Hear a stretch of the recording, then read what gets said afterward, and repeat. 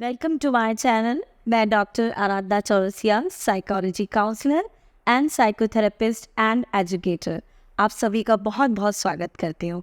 आज हम बात करेंगे कि हम अपनी माँ से क्या क्या बातें सीख सकते हैं।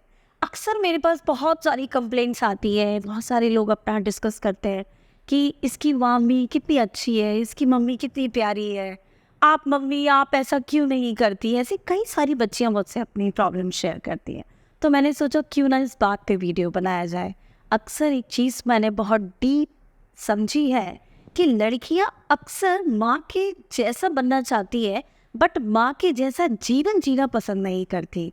और अक्सर एक माँ अपने जीवन में जब वो बहुत छोटी होती है तो अपने पिता के नाम से जानी जाती है, जब उनकी शादी होती है तो अपने पति के नाम से जानी जाती है।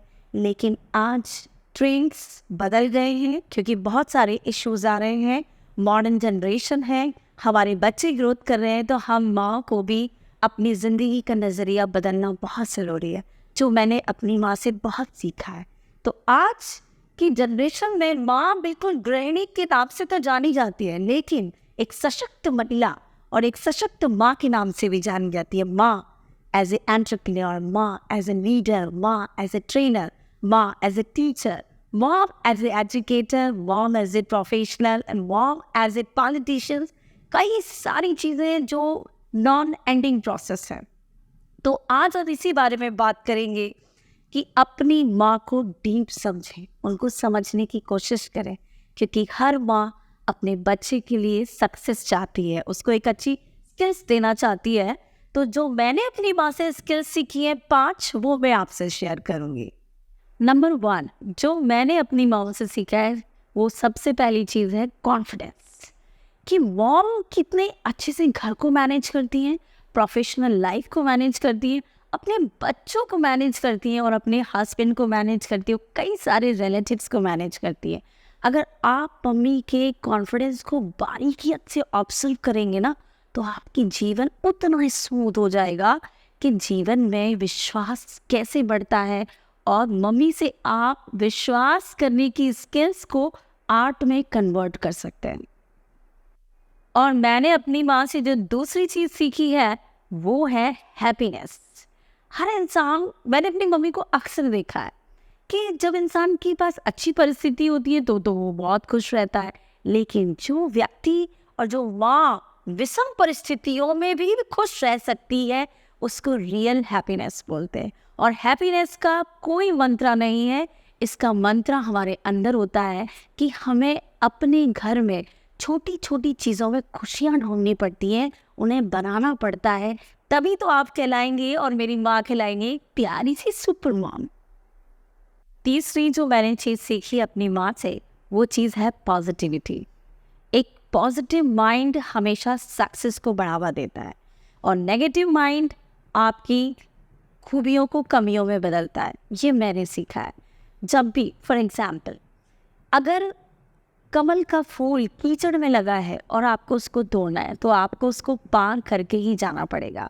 नेगेटिव माइंड को नेगेटिव माइंड में ही रहने दीजिए और पॉजिटिव चीज़ें उसमें से ढूंढना सीखिए, क्योंकि नेगेटिविटी सभी जगह है। आपको उस स्थितियों को पॉजिटिव में बदलना है। तो सबसे पहले अच्छी थिंकिंग रखें, एक पॉजिटिव सोच के साथ आगे बढ़ें, जो मैंने सीखा है और उसी के साथ आगे बढ़ रहे हैं। और चौथी चीज़ जो मैंने अपनी माँ से सीखी है वो है फियरलेस लाइफ।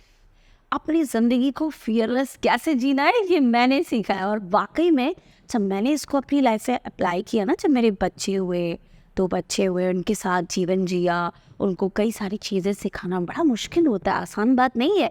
बच्चों को पालना और उनके साथ उनकी पर्सनालिटी को डेवलप करना बहुत टफ काम है, इट्स नॉट। तो उसके लिए ना सबसे पहले जो हम सीखते हैं वही चीज़ अप्लाई करते हैं। तो मैंने अपनी माँ से ये जो सीखा है, फियरलेस कैसे रहना है। फियरलेस इंसान तभी रह सकता है जब आपके पास एक्यूरेट नॉलेज होती है किसी पर्टिकुलर चीज़ के बारे में। बच्चे को किस चीज़ की ज़रूरत पड़ सकती है, आज बच्चे ने ये मिस्टेक किया तो मैं इसको क्या, इसका माइंडसेट बनाऊंगी, इसको क्या पॉजिटिविटी में कन्वर्ट करूंगी, इसको हैप्पी रहने में कैसे डेवलप कर सकती हूँ। तो ये सारी चीज़ें फियरलेस में तभी काम आएंगी जब आप एक पर्टिकुलर स्पेसिफिक और एक नॉलेज के साथ बच्चे को आप समझाएंगे तो वो आपसे सीखेगा। ये चीज़ मैंने अपनी माँ से सीखी है कि फियरलेस जीवन कैसे जिया जाता है। और वाकई में मैं इसका एग्जाम्पल आपको दे नहीं सकती, क्योंकि कहते हैं ना फीलिंग्स के पास कोई शब्द नहीं होते। बस यही चीज़ है कि फियरलेस आप तभी रह सकते हैं जब आपके पास उस चीज़ के बारे में पूरा ज्ञान। पांचवी चीज़ जो मैंने अपनी माँ से सीखी है वो है कम्युनिकेशन। दो चीज़ें हैं इसमें। प्रैक्टिकल मैंने कैसे सीखा, अक्सर बच्चे सीखते हैं अपनी मम्मा से, वो दूसरों से कैसे बात कर रही हैं, घर में कैसे बात कर रही हैं, अपने दादा दादी से कैसे बात कर रही है, अपने अपने आसपास के लोगों से कैसे बात कर रही है। तो ये थोड़ा प्रैक्टिकली लोगों में आ जाता है, मुझ में भी आया। और अक्सर जब हम छोटे होते हैं तो हमें बात करना तो 2 से 3 साल की उम्र में आराम से आ जाता है, लेकिन ज़िंदगी ख़त्म हो जाती है कि हमें कब, कहाँ और कितनी महत्वपूर्ण बात करनी है, ये सीखने में उम्र लग जाती है। और इसका दूसरा फ़ायदा जो मैंने जीवन पे पढ़ा वो मेरी पर्सनल लाइफ में बहुत इम्पैक्टफुल था, मेरी प्रोफेशनल लाइफ में बहुत इम्पैक्टफुल था, मेरे बच्चों से आपस में कम्युनिकेशन करने में बहुत इम्प्रेसिव और इम्पैक्टफुल था। और चौथा, मेरी सोशल लाइफ बहुत अच्छी थी एंड मेरी प्रोफेशनल लाइफ में बहुत आगे बढ़ी। एंड मैं अभी भी आगे बढ़ रही हूँ और इसी कम्युनिकेशन से आगे बढ़ती रहूँगी। थैंक यू फॉर वॉचिंग मी। आपने अभी तक इस वीडियो को देखा और लाइक ज़रूर करें अच्छा लगे तो, और शेयर करें उनको, अपनी बहनों को, अपने आसपास के लोगों को, कि वो अपनी माँ की आँख से बहुत सारी क्वालिटीज़ को देख सकें और उनको अपनी ज़िंदगी में अप्लाई कर सके और वो चीज़ कर सकें जो मैंने फर्स्ट सेंटेंस में बोला था कि माँ की जैसे तो बनना चाहते हैं लेकिन माँ के जैसा जीवन नहीं जीना चाहते। तो इस चीज़ को आपको चेंज करना है जैसे मैंने चेंज किया। Thank you. और अगर आप एक बहू हैं और यदि आप किसी की बहू बनने जा रही हैं तो अपनी मदर इन लॉ में अच्छी खूबियाँ ढूंढने की कोशिश कीजिए, तो आपको उनकी सारी नेगेटिविटी आप दूर करके उनसे अच्छी बातें सीखेंगे और उनको असेस करेंगे।